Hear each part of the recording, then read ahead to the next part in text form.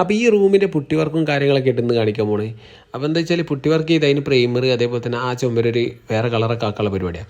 അപ്പോൾ എങ്ങനെ നമുക്ക് നോക്കിയാലോ. അതിന് ഏകദേശം ഒരു റൂമൊക്കെ ഒരു 1.5 ചാക്ക് പുട്ടിയൊക്കെ വരിക. ഈ പുട്ടി ഒരു 20 ലിറ്ററിൻ്റെ ബക്കറ്റിലേക്ക് എടുത്തിട്ട് ഇതേപോലെ ഒരു മെഷീൻ ഉപയോഗിച്ചിട്ടാണ് കുഴക്കുക. ഇതേപോലെ മെഷീൻ ഇല്ലാന്നുണ്ടെങ്കിൽ ഒന്ന് വാടക എടുക്കാൻ 100 റുപ്യ വരും. അതിന് ശേഷം ഇതേപോലെ പുട്ടി ഇങ്ങനെ പതുക്കെ ബ്ലേഡിൽ ഇങ്ങനെ തേക്കുക, പതുക്കെ ഇങ്ങനെ വലിച്ചു കൊടുക്കുക. ഈ വലിച്ചെടുക്കുമ്പോൾ ശ്രദ്ധിക്കാനുള്ളത് ഈ വലിച്ചെടുക്കണ ഞാൻ തന്നെയാണ് സാൻഡ് പേപ്പർ ഓടിക്കാനുള്ളതെന്നും കൂടിയുള്ള ഓർമ്മ വേണം.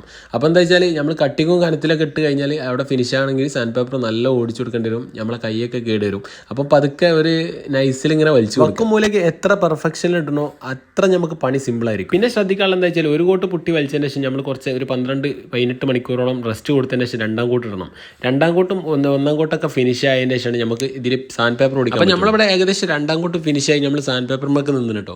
സാൻഡ് പേപ്പർ ഓടിക്കുമ്പോൾ മെഷീൻ ഉണ്ട്, അതേപോലെ തന്നെ നമ്മൾ കൈകൊണ്ട് സാധാ പേപ്പർ മടക്കിയിട്ട് നമുക്ക് ചെയ്യാം. ശ്രദ്ധിക്കേണ്ട കാര്യം മെഷീനോട് ചെയ്ത് പരിചയമില്ലാത്തവരാണ് ഏറ്റവും നല്ല കയ്യിൽ മടക്കിയിട്ട് പേപ്പർ പിടിക്കുക നല്ലത്. കാരണം ചെത്തിപ്പോകും. അങ്ങനെ ഫുള്ളായിട്ട് പേപ്പറൊക്കെ ചെയ്ത് പിന്നെ അതിൻ്റെ മേലെ ഒന്ന് പ്രൈമർ അടിക്കണം കേട്ടോ. അങ്ങനെ പ്രൈമറൊക്കെ അടിച്ചതിന് ശേഷമുള്ളതാണ് ഈ കാണുന്നത്. പ്രൈമർ അടിച്ചതിന് ശേഷം ഒരു ചുമരായി ബാക്കി എല്ലാ ചുമരും നമ്മൾ കളറൊക്കെ അടിച്ചിട്ടും ഇവിടുന്ന് കാണുന്ന നേരെ കാണുന്ന ആ ചുമര് നമുക്ക് കളറൊന്ന് ചേഞ്ച് ആക്കണം. അവിടെ ഒരു ഗ്രീൻ കളറാണ് കൊണ്ടുവരുന്നത്. അപ്പോൾ എന്താ വെച്ചാൽ അതിക്കൊരു നമ്മൾ ബേസ് കോട്ടായിട്ട് ഇവിടെയുള്ള പഴയ ഗ്രീൻ അടിച്ചു കൊടുത്തിട്ടു. അതെന്തിനാ വെച്ചാൽ പെട്ടെന്ന് നമ്മൾ മേലടിക്കണ ഈ കളർ പെട്ടെന്ന് കവറാകാൻ വേണ്ടിയിട്ടോ. അല്ലെങ്കിൽ വൈറ്റ് ഇങ്ങനെ പുറത്തേക്ക് ഇങ്ങനെ എടുത്ത് കണ്ടിട്ട് ഒരു 4-5 കോട്ട അടിച്ചാൽ പോലും നമുക്ക് ക്ലിയർ ആയി കിട്ടും. അടുത്തതായിട്ട് നമ്മൾ ഇതിങ്ങനെ മുക്കുക, അങ്ങനെ കൊടുക്കുക.